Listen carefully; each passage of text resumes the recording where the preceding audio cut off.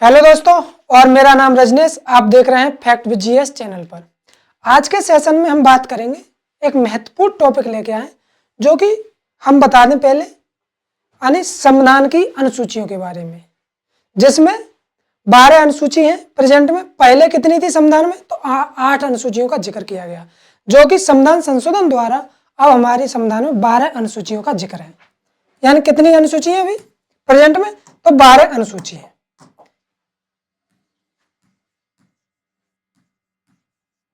अनुसूचियां कितनी? 12 अनुसूची।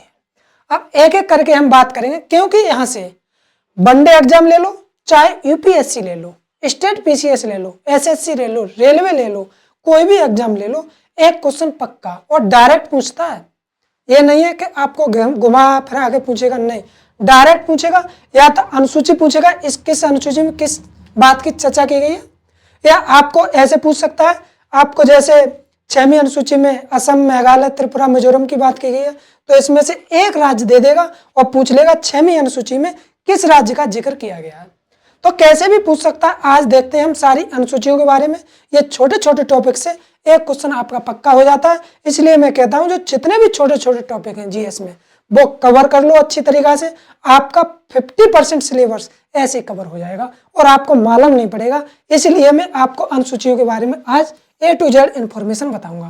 तो हमारी फर्स्ट अनुसूची क्या कहती है, यानी फर्स्ट अनुसूची के बारे में बात करें, मैं कोई इधर उधर की बात नहीं करूंगा आपसे। और फर्स्ट अनुसूची हमारी क्या कहती है? फर्स्ट अनुसूची में कहा गया है, भारत राज्यों का संघ है। भारत राज्यों का संघ है, जो कि आर्टिकल 1 से 4 में विधिवत तरीका से बात भी की गई है। जिस दिन हम भारत राज्यों का संघ पढ़ेंगे, उस दिन बताएंगे आर्टिकल 1 से 4 में क्या क्या बात की गई है। अब उसके बाद अनुसूची हमारी 2 में क्या कहती है, दूसरी अनुसूची, ये सेकंड अनुसूची के बारे में बात करें हम। सेकंड अनुसूची हमारी, सेकंड अनुसूची में क्या किया गया? तो सेकंड अनुसूची में क्या गया, यानी भारत के जो संविधान में जिक्र किया गया है, जिनके वेतन भत्तों की बात कही गई है। यानी डायरेक्ट पूछेगा, वेतन व भत्ते का यानी जिक्र किया गया है हमारी सेकंड अनुसूची में। अब किन किन का वेतन भत्ते आता है, तो ये आपको मालूम होना चाहिए किन किन के आते हैं। यानी इसमें राष्ट्रपति, उपराष्ट्रपति, लोकसभा के अध्यक्ष हैं, सुप्रीम कोर्ट के न्यायाधीश हैं, हाई कोर्ट के न्यायाधीश हैं, सीएजी हैं, यानी कंप्ट्रोलर, ऑडिटर जनरल की बात की जाए, राज्यपाल की बात करें, जो भी उच्च पदाधिकारी हैं जिनका संविधान में यानी आर्टिकल के अकॉर्डिंग चर्चा की गई है, उनके यानी जो संविधान में उल्लेख किया गया है, जितने भी मोस्ट इंपोर्टेंट पदाधिकारी हैं, उनकी आर्टिकल अनुसूची 2 में सबकी बात की गई है वेतन भत्तों के बारे में। ओके दोस्तों, समझ में आ रहा होगा, आशा करता हूं। तो उसके सारे वेतन भत्तों की इसमें बात की गई है। अब थर्डवीं अनुसूची क्या कहती है हमारी, तीसरी अनुसूची, तीसरी अनुसूची में बात की गई है शपथ की बात। इसमें मैं बता दूं एक बात आपको इंपॉर्टेंट है, इसलिए यानी शपथ की बात की गई है। अब शपथ किस किस की आएगी और किस किस की ना आएगी, तो मैं एक बार बता दूं, इनमें 2 इंपॉर्टेंट है। कभी कभार डायरेक्ट क्वेश्चन पूछे और आपको लेंथी बनाना चाहे क्वेश्चन, तो कैसे पूछेगा आयोग, ये मालूम होना चाहिए। इसलिए मैं आपको बता दूं, इसमें राष्ट्रपति के शपथ की बात नहीं की गई है। अनुसूची 3 में राष्ट्रपति और राज्यपाल की शपथ की बात नहीं की गई है, क्योंकि इनकी आर्टिकल 60 में बात की गई है। इसलिए स्पेशल आर्टिकल में बात की गई है राज्यपाल और राष्ट्रपति की शपथ की। इसलिए 2 को हटा के, चाहे वो सभापति हो, लोकसभा अध्यक्ष हो, विधानसभा के अध्यक्ष हो, लोक और सभापति, उपसभापति हो, सीएजी हो, आपके सुप्रीम कोर्ट के न्यायाधीश हो और आपके हाई कोर्ट के न्यायाधीश हो, कितने भी जितने भी इंपॉर्टेंट हमारे पदाधिकारी हैं, उच्च पदाधिकारियों के, जिनकी सारों की शपथ की बात किस्म की है, अनुसूचित 3 में बात की गई है। ओनली 2 की बात की गई नहीं है, एक राष्ट्रपति की, एक राज्यपाल को हटा करके। ये डायरेक्ट पूछ सकता है किसमें, यानी राष्ट्रपति की शपथ की बात की गई है और उसमें नन ऑफ दीज भी क्वेश्चन में दे सकता है। तो आपको ये मालूम चाहिए राष्ट्रपति की नहीं बात करता है, ये पहले से मालूम होता तो अच्छी बात है, नहीं मालूम हुआ तो आप एक बार इसे लिख लेना जरूर, क्योंकि यहां से ये कंफ्यूजन पॉइंट है, इसलिए मैंने ये बताया है। अब चौथी अनुसूची हमारी क्या कहती है? जो चौथी अनुसूची है, अनुसूची चौथी, अनुसूची चौथी में कहा गया राज्य एवं केंद्र शासित प्रदेशों के लिए राज्यसभा में सीटों के आवंटन की बात की गई है। यानी राज्य व केंद्र शासित प्रदेश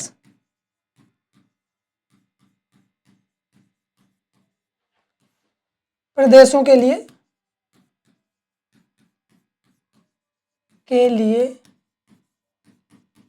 राज्यसभा में राज्यसभा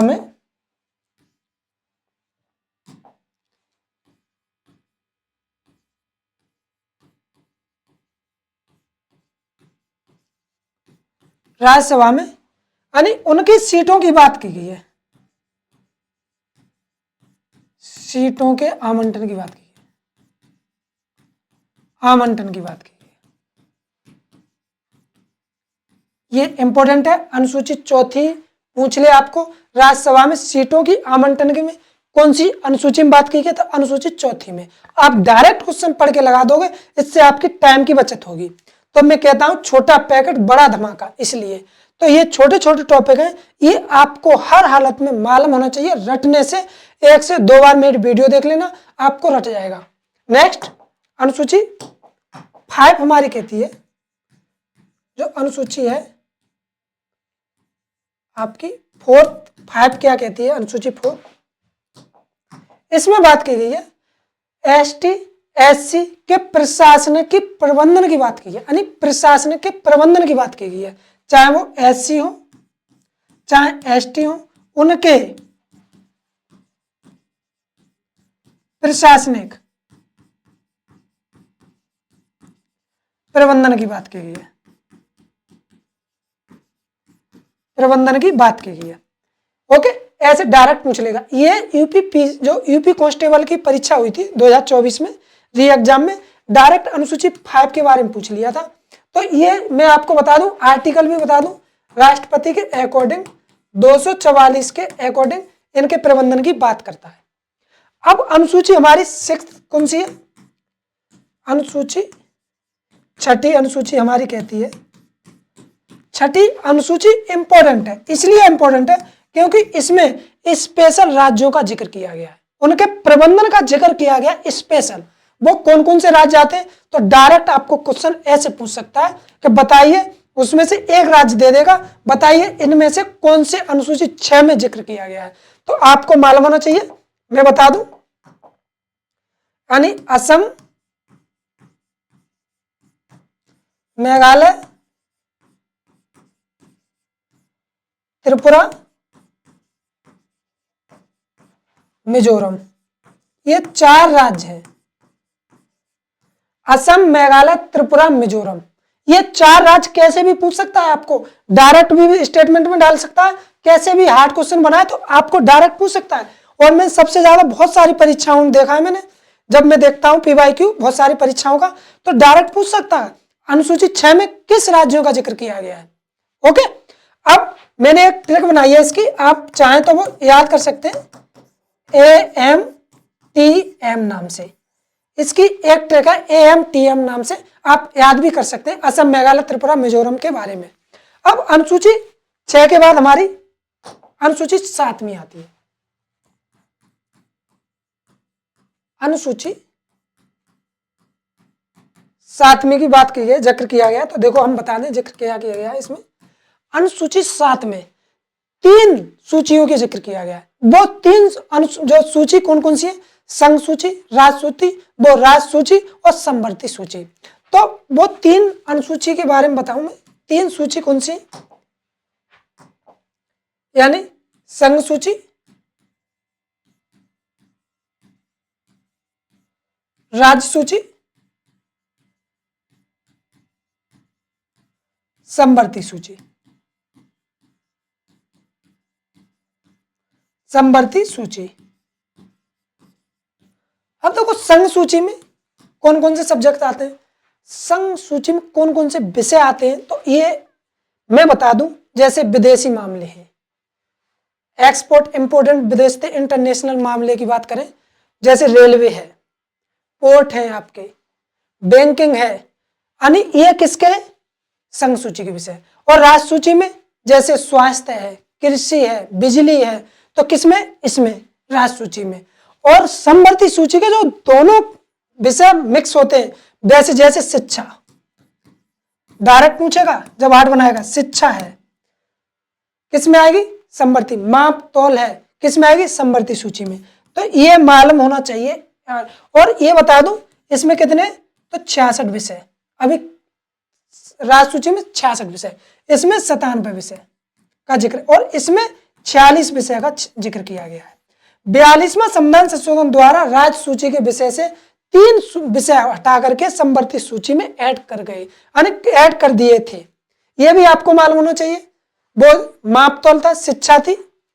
ओके दोस्तों, तो ये एक कंफ्यूजिंग पॉइंट था। 7वीं अनुसूची में 3 सूचियों के जिक्र किया गया, संघ सूची, राज्य सूची और समवर्ती सूची।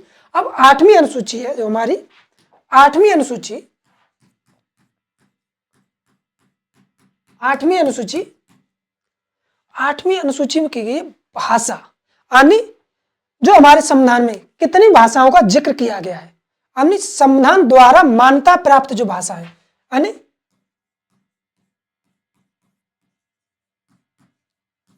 संविधान द्वारा मान्यता प्राप्त भाषाएं जिक्र किया गया है। संविधान द्वारा जो मान्यता प्राप्त भाषाएं कितनी थी पहले, ये भी तो पूछ सकता है आपको, पहले कितनी थी, तो पहले कितनी थी, 14 संविधान में। अब कितनी है प्रेजेंट में, कितनी भाषाएं और जुड़ी हैं जो संविधान संशोधन द्वारा, यानी प्रेजेंट में कितनी है, तो प्रेजेंट में 22 भाषाओं का जिक्र किया गया है संविधान में। 22 भाषाओं का अभी प्रेजेंट में डायरेक्ट क्वेश्चन पूछेगा, कितनी भाषाओं का जिक्र किया गया है संविधान में, 22 भाषाओं का। पहले कितनी थी, तो 14। संविधान संशोधन द्वारा कौन कौन सी भाषाओं यानी जोड़ी गई थी, वो आपके लिए जानना महत्वपूर्ण है। और मैं बता दूं कौन कौन सी भाषाएं जोड़ी गई थी, तो ये नोट में लिख लेना। जैसे 21वां संविधान संशोधन 1968 में हुआ था। 21वां संविधान संशोधन, जो 21वां संविधान संशोधन हुआ था,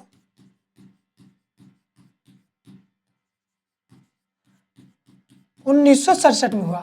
इसमें सिंधी भाषा जोड़ी गई थी, ओनली एक भाषा जोड़ी गई। कौन सी भाषा, वो क्या थी, सिंधी भाषा। लो में भाषा आज कंप्लीट करा दूं। सिंधी भाषा किसमें, 21वां संविधान संशोधन द्वारा जोड़ी गई, डायरेक्ट पूछेगा आपके लिए। फिर उसके बाद देखो 71वां संविधान संशोधन द्वारा, 71वां संविधान संशोधन द्वारा 3 भाषाएं जोड़ी गई थी, वो आपको मालूम है, कन्नड़, मणिपुर, नेपाली। यानी कन्नड़,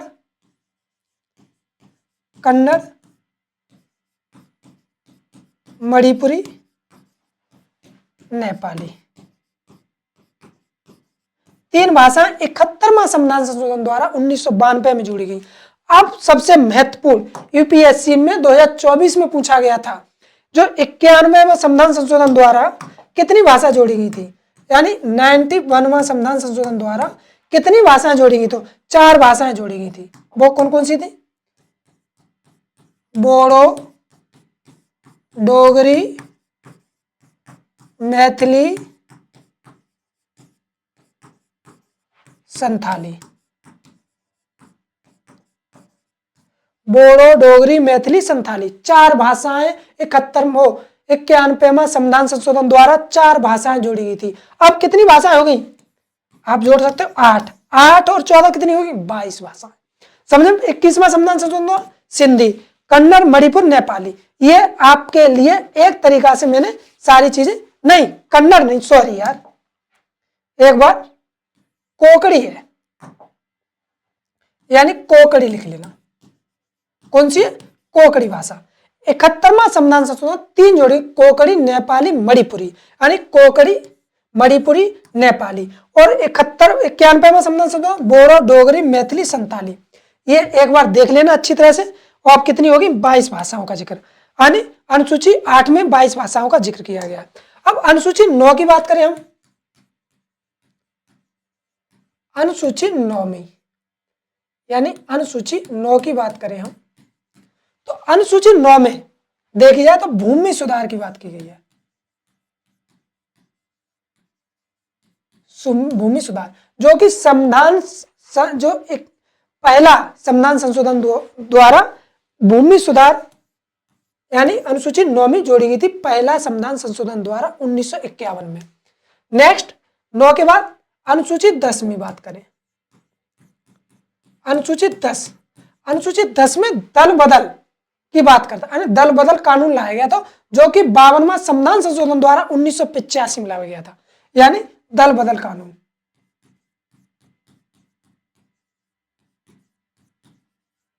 कानून जो कि 52वां, यह भी पूछ सकता है, संविधान संशोधन द्वारा 1985 में लाया गया था, उसके अकॉर्डिंग 10वीं अनुसूची जोड़ी गई थी। अब अनुसूची 11 में, अनुसूची जो 11वीं है, जो हमारी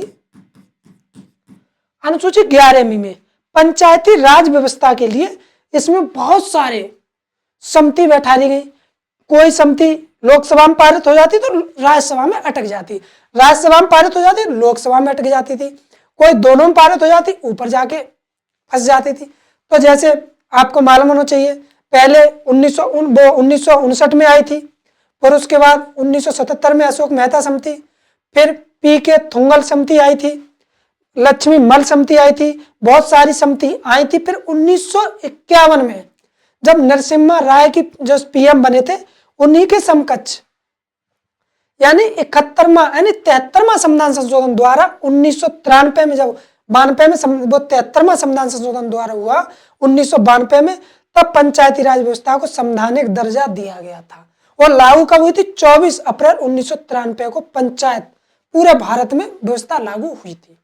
ओके, तो ये आपको मालूम चाहिए, यानी पंचायती राज व्यवस्था, पंचायती राज व्यवस्था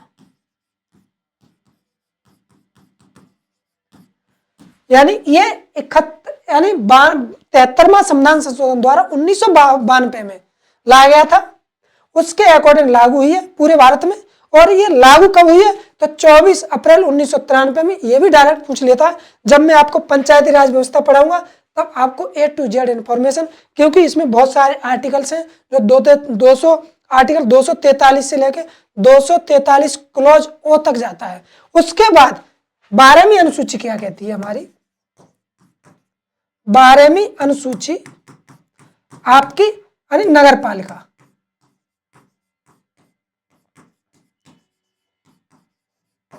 जो कि 74वां संविधान संशोधन 1992 में लाया गया था, उनमें यह लागू कर दी गई थी। तो ये एक बार अच्छे से देख लेना, यहां से एक क्वेश्चन आपका पक्का हो जाएगा। और ये सारी चीजें मैंने इंपॉर्टेंट एक जगह आपको बताई अनुसूची, और 1 से 2 बार इस वीडियो को देख लेना, आपका एक क्वेश्चन पक्का हो जाएगा। कोई भी एग्जाम हो, चाहे स्टेट पीसीएस हो, मैंने बता दिया, वनडे एग्जाम से लेके यूपीएससी तक जाओगे आप। ओके दोस्तों, तो मैं अपनी क्लास यहीं बंद करता हूं। जय हिंद, जय भारत।